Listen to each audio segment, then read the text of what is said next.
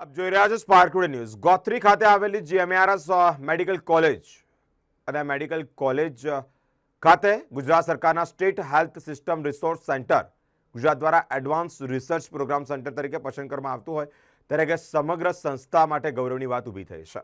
ગુજરાત સરકાર દ્વારા આરોગ્ય ક્ષેત્રની પ્રાથમિકતાવાળા વિવિધ વિષયો પર ગુણવત્તાસભર સંશોધનને પ્રોત્સાહન આપવા સંશોધન પ્રોજેક્ટ માટે ₹10 લાખ સુધીની નાણાકીય સહાય પૂરી પાડવામાં આવે છે. રાજ્યમાં સંશોધનની ગુણવત્તામાં વધારો કરવા તેમજ સંશોધનના પરિણામોનો ઉપયોગ કરીને જાહેર આરોગ્યના સૂચકાંક વધુ સુધારવા માટે અને તેના હેતુથી આ અદ્યતન સંસાધનોની કાર્યક્રમ શરૂ કરવામાં આવ્યો છે. રિસર્ચ એ મેડિકલ એજ્યુકેશનનો ઇન્ટિગ્રલ પાર્ટ છે. ગુજરાત સરકારના હેલ્થ એન્ડ ફેમિલી વેલફેર વિભાગ દ્વારા SHSRC દ્વારા એક રિસર્ચ માટે કાર્યક્રમ ગોત્રી ખાતે યોજવામાં આવ્યો છે.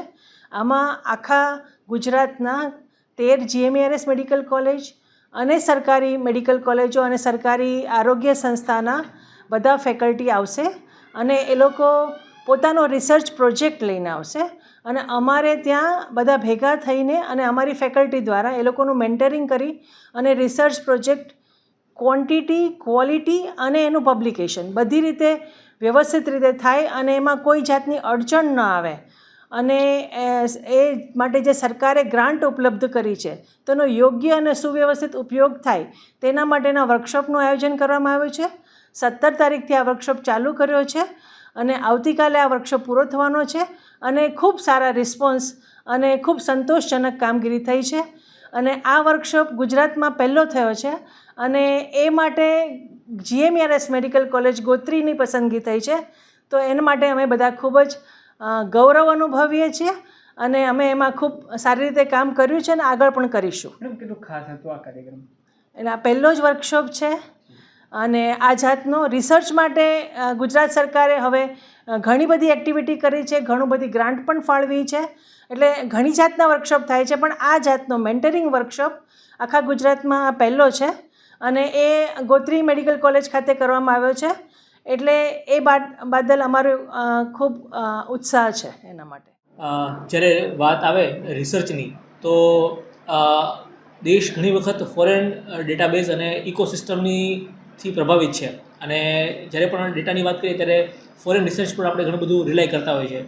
પરંતુ આપણા દેશની અંદર, આપણા રાજ્યની અંદર જ્યારે રિસર્ચ આપણા પોતાના પેશન્ટ્સ પર, આપણા પોતાના જ લોકલ ઇકોસિસ્ટમમાં જ્યારે એક ગુણવત્તાભર્યા રિસર્ચ થાય ત્યારે એ ગુણવત્તા માત્ર એક ફેકલ્ટી કે ઇન્સ્ટિટ્યૂટ પૂરતી સીમિત નથી રહેતી, પરંતુ આ રિસર્ચ એ લાર્જર ઓડિયન્સને આપણા કોઈ ઇન્સ્ટિટ્યૂટ કે એક જિલ્લા કે શહેર પૂરતું નહીં પરંતુ આખા રાજ્ય અને દેશને પણ એ ખૂબ મદદરૂપ થતી હોય છે.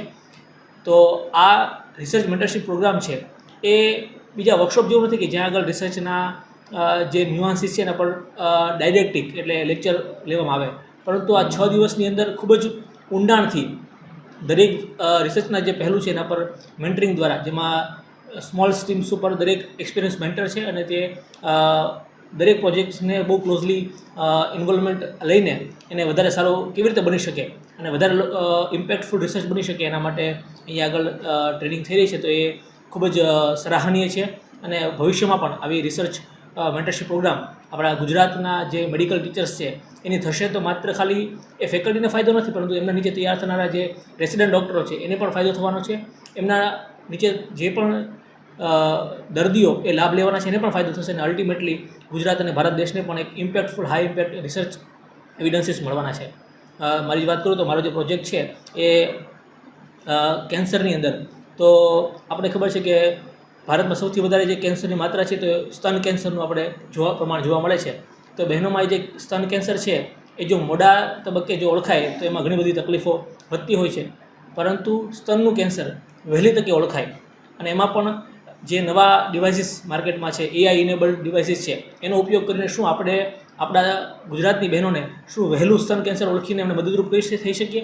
તો એના ઉપર એક રિસર્ચ એ GCRI તરફથી પ્રપોઝલ લઈને આવ્યો છું ને અહીંયા આગળ એનું મેન્ટરિંગ થઈ રહ્યું છે. તો એ બાબતે આના માટે ખાસ ગવર્મેન્ટ ઓફ ગુજરાત, SHSRC જેમણે આખું આ કોર્ડિનેશન કર્યું છે અને GMARS ગોત્રીની જે આખી રિસર્ચ ટીમ છે મેન્ટરશીપના દરેક મેન્ટરનો હું ખૂબ આભારી છું કે આટલો એક્સટેન્સિવ ડિટેલ્ડ પ્રોગ્રામ ડિઝાઇન કર્યો છે જે એટ લાર્જ બહુ બધા લોકોને હેલ્પફુલ થશે. આપનું નામ?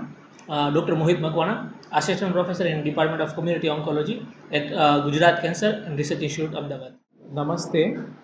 સો GMRS મેડિકલ કોલેજ ગોત્રી વડોદરામાં state research capacity building centre for capacity building in health systems research આપણી મેડિકલ કોલેજને ફાળવવામાં આવ્યું છે.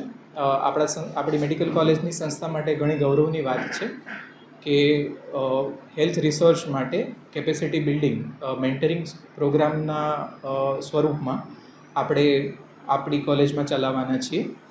અને આ માટેના પહેલા લોટમાં અલગ અલગ મેડિકલ કોલેજમાંથી 20 જેટલા ડૉક્ટર્સ ટ્રેનિંગ માટે મેન્ટરિંગ માટે આપણે ત્યાં આવ્યા છે. એ બધા જ ડૉક્ટર્સ રાજ્ય સરકારની આરોગ્ય વિષયક રિસર્ચ માટેની નવી જે ગ્રાન્ટ માટેની સ્કીમ છે કે જેમાં દરેક રિસર્ચ પ્રોજેક્ટને 10 લાખ સુધીની રિસર્ચ પ્રોજેક્ટ માટેની હેલ્થ રિસર્ચ પ્રોજેક્ટ માટેની ગ્રાન્ટ ફાળવવામાં આવી શકે.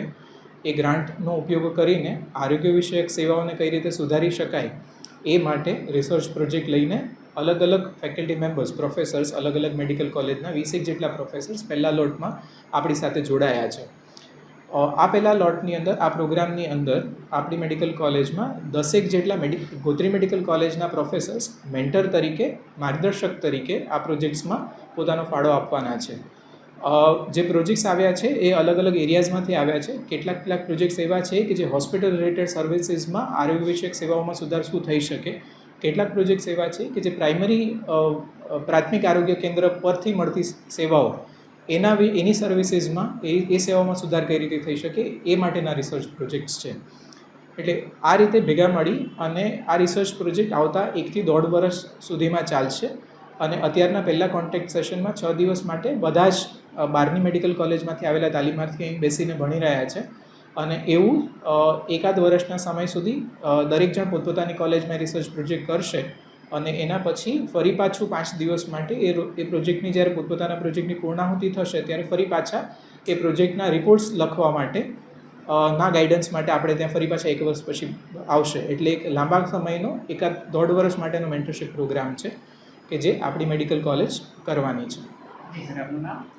હું doctor Parag Chavda, member secretary institutional research committee અને member state technical committee on medical researcher development programme. હું આ પ્રોગ્રામના કોઓર્ડિનેટર તરીકે પ્રોગ્રામમાં સેવા આપી રહ્યો છું.